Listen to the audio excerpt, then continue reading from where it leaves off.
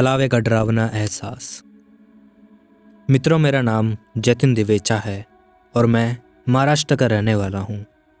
आज जो मैं आपको किस्सा बताने जा रहा हूँ वो मेरे पिताजी के साथ घटित हुआ है। उस समय मेरे पिताजी नगर परिषद अचलपुर में नौकरी पर थे।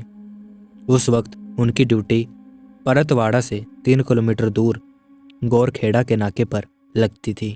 गाड़ी का ज़माना ना होने के कारण पिताजी सायकाल से आना जाना करते थे। रात बेरात की ड्यूटी हुआ करती थी।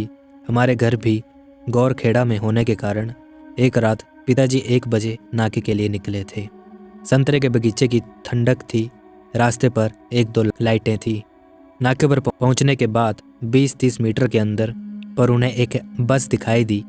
वो बस वहां नाके पर आकर रुकी और उस बस के ड्राइवर के कंडक्टर को नीचे उतार कर देखने को कहा कि नाका आया या नहीं। मेरे पिताजी को ये देखकर सुकून मिला कि चलो कोई तो बस आई। मेरे पिताजी ने देखा कि नाके से कोई आदमी बाहर नहीं आया तो वो खुद ही अंदर चले गए। नाके के अंदर उन्होंने देखा कि अंदर एक आदमी बड़ी गहरी नींद में सो रहा था। मेरे पिताजी ने उसको उठाया और बोला, अरे बाहर गाड़ी आई है और तुम अंदर आराम से सो रहे हो। वो आदमी एक बार तो चौंक कर बोला कि मैंने तो कोई आवाज़ नहीं सुनाई दी। फिर भी वो मेरे पिताजी के कहने पर बाहर आया तो बाहर कोई बस नहीं थी।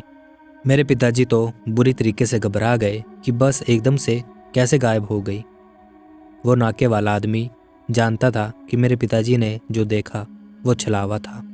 नाके वाले ने सिर्फ ये कहा कि गांव वालों से इसके बारे में पूछ लेना, वो सब कुछ तुम्हें बता देंगे। अगले दिन सुबह मेरे पिताजी ने एक गांव वाले किसान से पूछा, कल रात 1 बजे मुझे सवारियों से भरी एक बस दिखाई दी और थोड़ी देर बाद वो गायब हो गई। तो उस गांव वाले ने बताया कि आज से 5 साल पहले इसी नाके पर एक बस दुर्घटना हुई थी जिसमें ड्राइवर कंडक्टर समेत 20-30 यात्री मारे गए थे। तब से अब तक कई लोगों को उस बस समेत ड्राइवर कंडक्टर का छलावा नजर आता है। मेरे पिताजी यह सुनकर काफ़ी घबरा गए थे। उसके बाद उन्हें वो बस कभी नज़र नहीं आई, लेकिन वो आज भी इस किस्से के बारे में हमको बताते हैं तो हमें बहुत डर महसूस होता है। वीडियो अच्छे लगे तो लाइक और सब्सक्राइब ज़रूर से करना और अपना एक कमेंट ज़रूर से करें।